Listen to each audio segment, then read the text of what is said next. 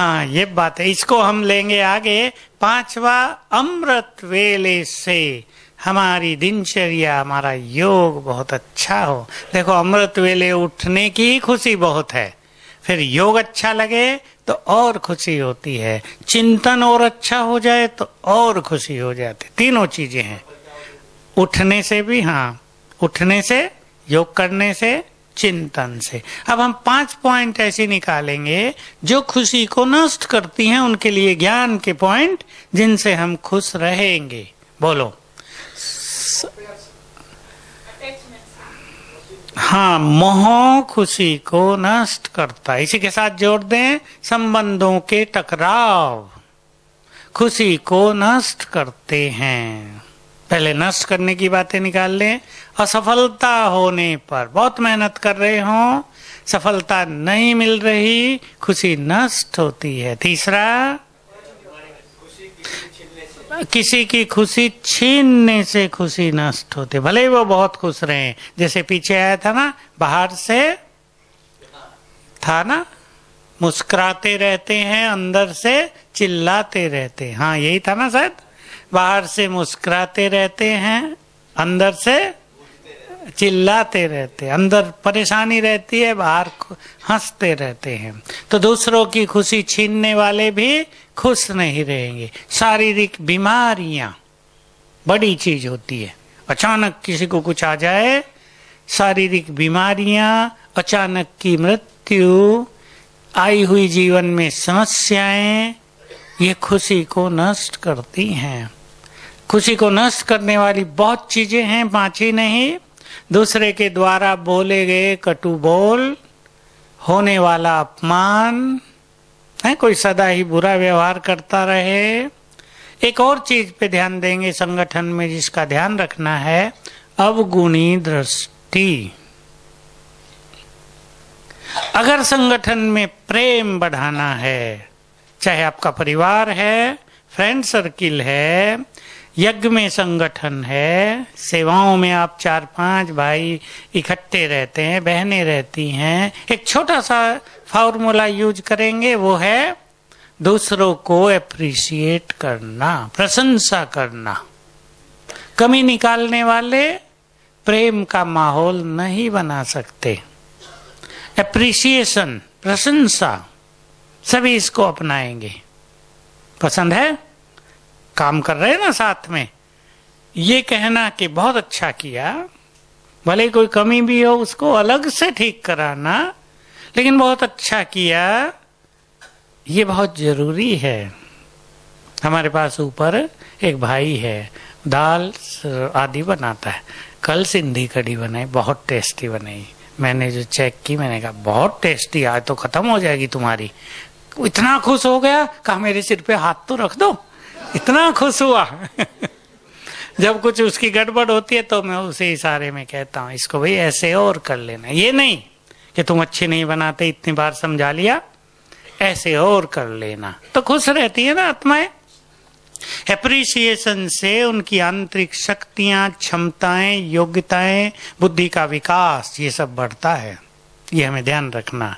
और किसी की ग्लानि करने से, किसी पे प्रेशर रखने से, बुरे वचन बोलने से, इंसल्ट करने से, ये सब बंद होते हैं। विकास, बुद्धि की क्षमता, शारीरिक ग्रोथ सब बंद होती है। बच्चों पर आप दबाव रख दो, छोटे बच्चों पे, बॉडी की ग्रोथ रुक जाएगी, हेल्दी नहीं होंगे वो कभी भी जीवन में।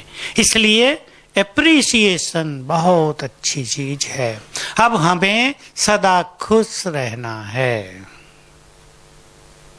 कोई हमसे गलत व्यवहार करे, एक चीज और मुझे कहनी है सबको, दुनिया में लोग ये कहते हैं, जैसा व्यवहार तुम दूसरों से चाहते हो वैसा ही व्यवहार करो। अब हम एक चीज और जोड़ेंगे इसमें, सृष्टि का एक बहुत सुंदर नियम है, जो व्यवहार हम दूसरों से करेंगे वही व्यवहार हमसे भी करने वाले कोई न कोई आ जाएंगे। ये नहीं हो सकता हम दूसरों की इंसल्ट करें, हम बड़े हो मान लो, हमें कोई कुछ कह ना पाए, क्योंकि हम बड़े हैं, इंचार्ज हैं, अधिकारी हैं, और हम जिसको जो चाहे कह देते हैं। मान लो कोई हमें कुछ नहीं कह पाता, लेकिन हमें भी कहने वाले मिल जाएंगे। हाँ बिल्कुल, आज नहीं तो कल।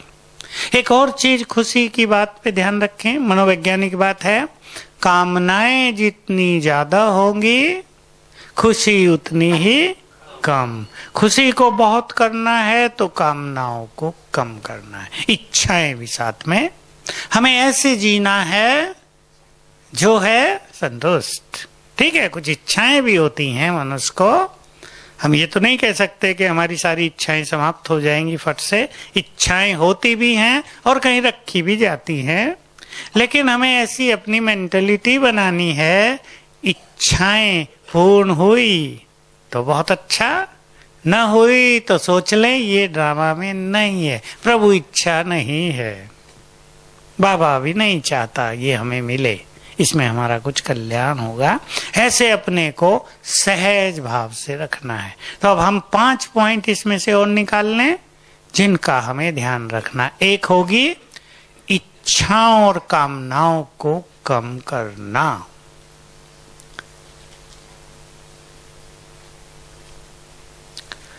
दूसरी होगी गुणग्राहक दृष्टि।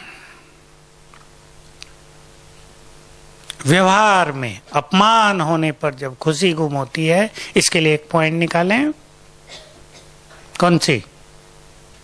ये बातें हमें हल्की लगे, कोई अपमान कर रहा है, कोई बुरे वचन बोल रहा है, हमारी खुशी न जाए, क्या याद करेंगे?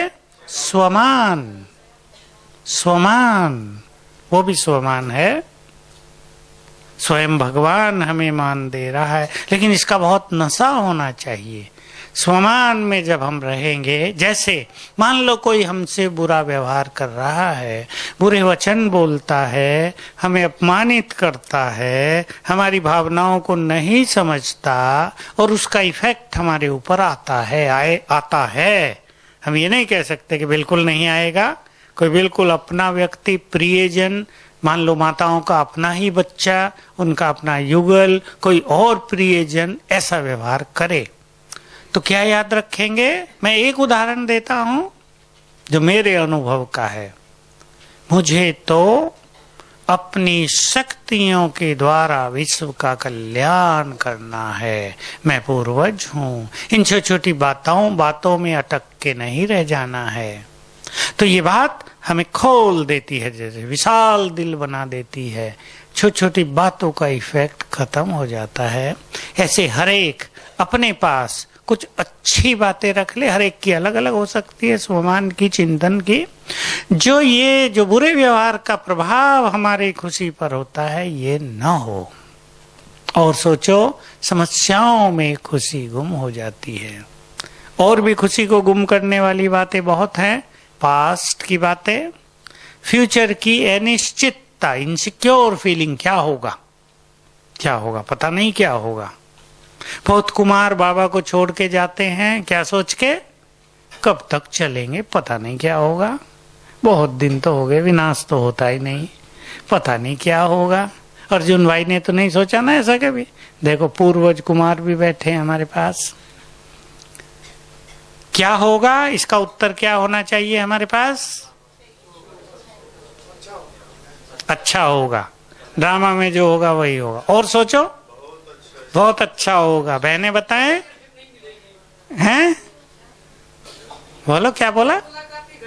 अच्छा, कन्याएं बोलें। कन्याएं बहुत डरती हैं भविष्य के लिए, पता नहीं क्या करें, क्या होगा। कन्याओं को सबसे ज्यादा भय, इनसिक्योर फीलिंग, क्या होगा?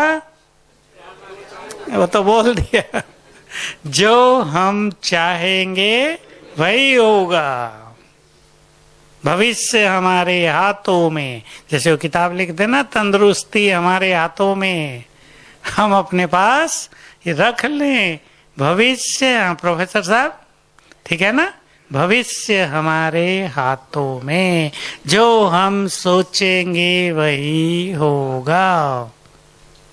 फ्यूचर के निर्माता हम स्वयं हैं, तो हल्का हो जाएगा ना, ये डर खत्म हो जाएगा। समस्याओं में बोलो, समस्याएं मनुष्य की खुशी को खा जाती हैं। ऐसी ऐसी समस्याओं के फोन आते हैं, उनकी समस्याएं सुन के मुझे भी लगता है कैसे लोग जीते हैं भाई। कल एक माता ने फोन किया, मेरी सास पागल हो गई है और वो पागल होके क्या करती है वो मैं बता ही नहीं सकता, मैं मुख से नहीं बोल सकता। वो बुरा व्यवहार नहीं कर रही है, लेकिन वो खुद ही क्या कर रही है, रोने लगी माता जी बेचारी। क्या है इसके, क्या कर्म भोग हैं। मैं सोच रहा था क्या ऐसी परिस्थिति में मनुष्य खुश रह सकता है। अंदर से तो उत्तर आता बिल्कुल नहीं रह सकता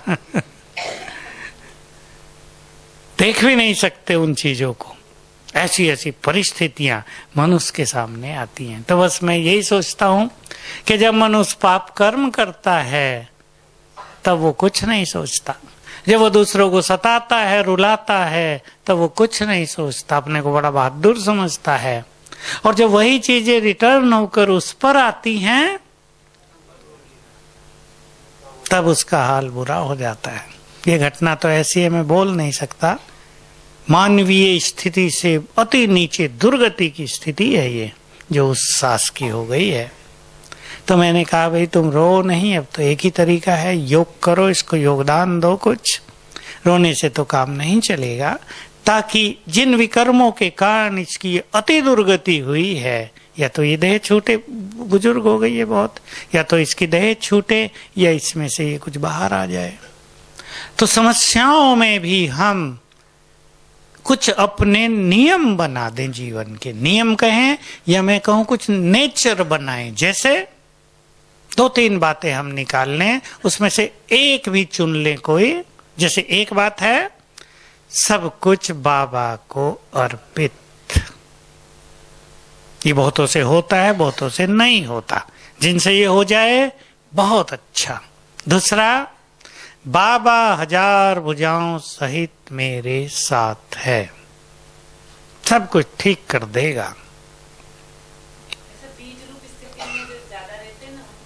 हाँ, उनको ये सब, वो तो माता ज्ञान में नहीं थी, वो तो उसकी बहू ज्ञान में है बस है। बीज रूप स्थिति तो बहुत सुंदर है ना, जिसको वो हाथ लग गई, बीज हाथ लग गया, उसको तो सब कुछ श्रेष्ठ हो जाता है। तीसरी बात कोई सुनाएंगे? हाँ, वही बाबा का हाथ या 1000 भुजाएं वो उसमें आ गई। और एक सुंदर बात सुना दो कोई। हाँ, ये बहुत अच्छी है कि ड्रामा में हर चीज में कल्याण है, ये बुरे दिन भी खत्म हो जाएंगे, ये समस्या भी जाएगी। ऐसा हल्का और थोड़ा उसमें स्वमान और योग अभ्यास कर लिया जाए तो इन चीजों से हम सहज पार हो सकते हैं। मैं इस बार के 3 स्वमान सोच रहा हूं हम सब अभ्यास करेंगे। एक, मैं मास्टर सर्वशक्तिवान हूं, मैं निर्भय हूं, मैं बेफिक्र बादशाह हूं। तीनों को चलाएंगे खूब। मैं बेफिक्र बादशाह हूं, बहुत आनंद लेंगे इसका, हैं? आप योग करेंगे बस, ठीक है तीनों। फिर एक बार मिलेंगे बाबा से पहले, फिर 3-4 दिन का प्रोग्राम करेंगे।